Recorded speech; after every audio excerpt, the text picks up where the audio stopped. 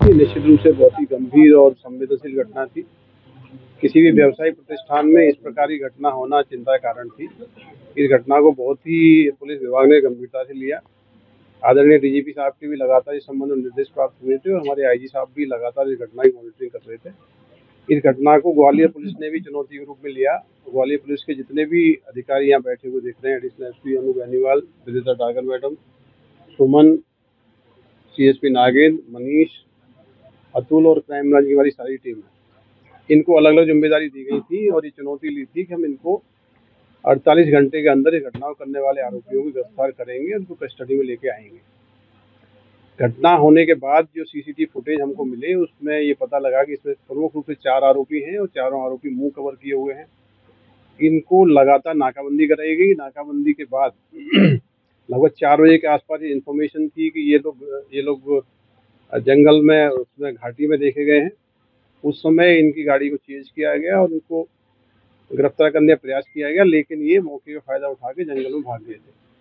हमारी crime branch की सारी टीमें जंगल सर्चिंग में उतारी गई और जंगल सर्चिंग में भी ये जानकारी मिल रही थी कि जंगल से बाहर अभी बदमाश नहीं निकले हैं। सीसीटीवी फुटेज के आधार पे, टेक्निकल सर्वेलेंस के आधार पे और जो हमारे पास इंटेलिजेंस नेटवर्क है उसके आधार पे कल हमने इन चारों आरोपियों को शिनाख्त कर लिया था कि इस घटना में कौन कौन आरोपी है जिन्होंने मुरार के सराफा बाजार में जाके घटना की है। इन आरोपियों की पृष्ठभूमि आपराधिक है, पहले भी कई मामले दर्ज हुए हैं। कल ही इन आरोपियों की गिरफ्तारी के लिए पृथक 10,000 रुपए के इनाम की घोषणा की गई थी। इनके मूवमेंट को हम लोग लगातार ट्रैक कर रहे थे और जो मूवमेंट्स के आधार पर जानकारी मिली तो पुलिस ने लगातार काम करते हुए अनु बेनीवाल मैडम और सभी अधिकारियों ने मिलकर अलग अलग टीमों ने काम किया। हमारी टीमें झांसी, दतिया, भिंड, मुरैना कई स्थानों को भेजी गई थी।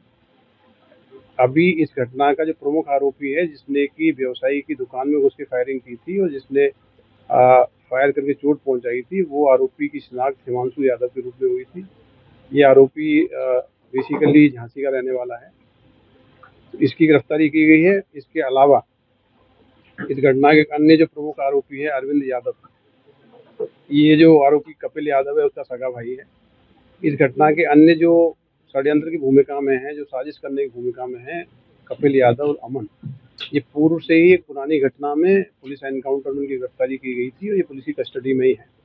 मुरार की सराफा बाजार की घटना के जो प्रमुख 4 आरोपी हैं पुलिस ने गिरफ्तार कर लिया गया है। इनकी अभी रिमांड ली जाएगी, पूछताछ की जा रही है। घटना में जो हथियार यूज हुए थे वो जब्त किए गए हैं। जो गाड़ियां यूज हुई थी उनमें उनको भी जब्त किया गया है। बाकी अभी डिटेल्ड इन्वेस्टिगेशन होगी कि इसमें अन्य कौन कौन लोग षड्यंत्र में शामिल थे, किस किस व्यक्ति ने इनकी मदद की है, इस घटना का इंटेंशन क्या था। ये सारे पहलुओं पे बहुत विस्तृत जांच की जाएगी और इनके जो भी सहयोग में या किसी प्रकार का भूमिका में जो भी आरोपी होंगे उनको भी बहुत शीघ्र गिरफ्तार किया जाएगा।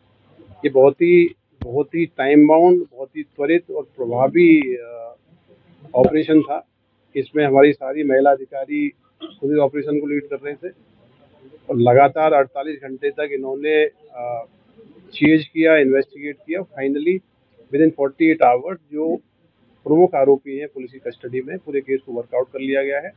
अब इसकी डिटेल इन्वेस्टिगेशन करेंगे और इसमें जो अन्य कुछ आरोपी शेष बचे हैं उसको भी हमारी टीमें लगातार कार्य कर रही हैं।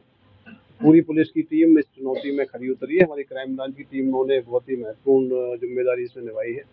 सीसीटीवी सर्वेलेंस के माध्यम से भी टीमों ने सैकड़ों की संख्या में सीसीटीवी कैमरे देखे हैं जिसके आधार पर इनको आइडेंटिफाई किया गया कि व्यक्ति कौन है। मोटरसाइकिल जो इस्तेमाल करती वो किसी और से मांग कर लेकर आई थी। इसमें जो प्रेमा फेशिया जो मोटरसाइकिल देखी गई थी, एक मोटरसाइकिल थी उसमें जिसकी गाड़ी थी उसको इन्वेस्टिगेट कर रहे हैं।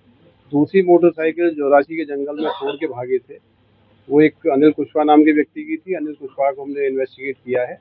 अभी उसको हम विचार करेंगे उसकी एग्जैक्टली भूमिका क्या थी। मोटरसाइकिल तो जब्त हो गई है, बाकी उसकी भूमिका की भी जांच करेंगे। इस पूरी घटना में जिन लोगों ने सहयोग किया है, हथियार उपलब्ध कराए हैं, वाहन उपलब्ध कराए हैं या शेल्टर उपलब्ध कराई है, उनके खिलाफ भी सख्त कार्रवाई की जाएगी। सर इनके अलावा और भी कोई जी हाँ, अन्य जो आरोपी हैं उन पर भी नाम घोषित है, उनको भी शीघ्र गिरफ्तार किया जाएगा।